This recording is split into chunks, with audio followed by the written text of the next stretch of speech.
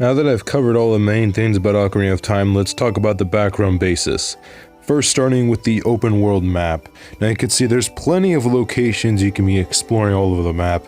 I mean, it looks very geographical and it would make sense in real life. I mean, you've got the Kokiri Forest, you've got the Great Deku Tree, you've got the Lost Woods, you have Lone Ranch, you've got the gigantic Hyrule Field to run around, you've got Lake Hylia, you've got Castle Town, you've got the Hyrule Castle, Kakariko Village, then you have Death Mountain, then you have the Zora River and Zora's Domain, Gerudo Valley, and of course we also have the Gerudo Fortress, which is also a good place to visit as well.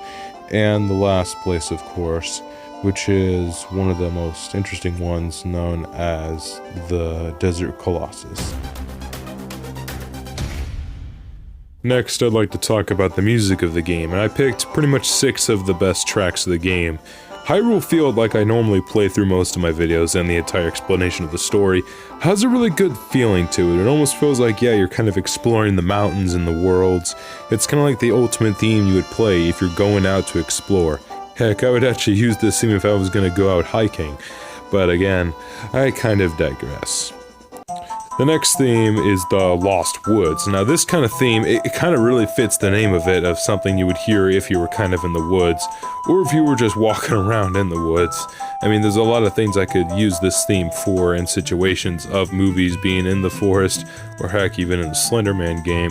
But still, this theme really lives up to its name, and I'd say all of these themes really live up to its name because of what it's called, and I believe what the point of it was. And the next theme right here, Zelda's Lullaby, this is just an absolutely beautiful theme. Heck, I might actually say I may even like this more than the Kingdom Hearts main title screen theme. It kinda just has that magical feeling to it. The kind of theme you would fall asleep to easily. I mean, again, I don't really look for themes to do that kind of thing, but who knows, maybe it'll be useful in the long run.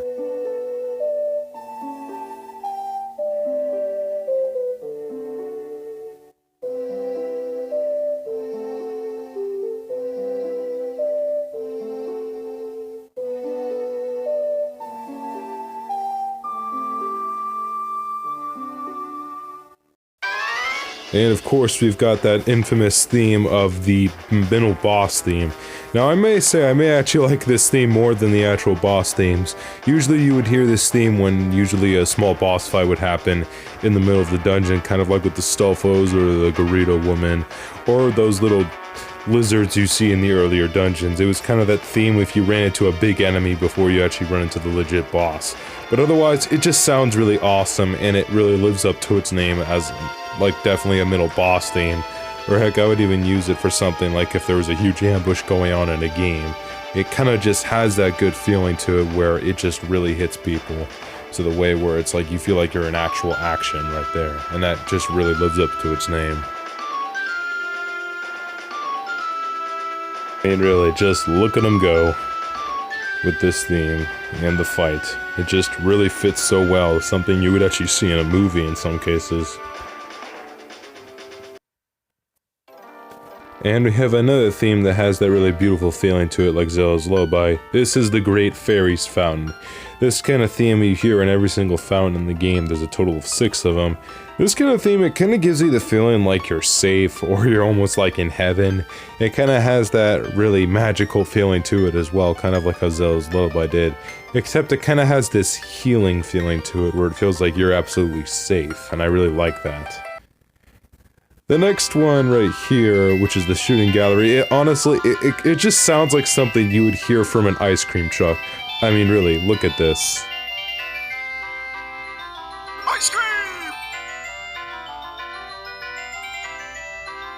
Ice cream!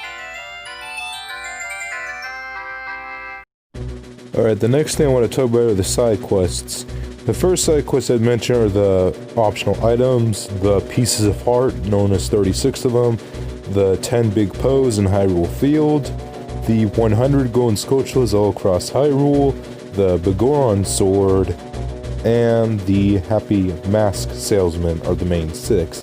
Now there technically are many other ones, but most of them are linked between what you're probably going to do in the story, and The golden scutula and the heart pieces usually link to most of them, and most of these mini-games you'll run into as well for heart pieces, or for certain items you're going to need in the game, or just things you want for upgrades.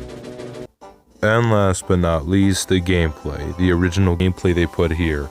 Now, one item you have here is the slingshot you have as a child. You also have sticks you can use to light on fire for torches to light usually webs on fire or light torches or whatnot.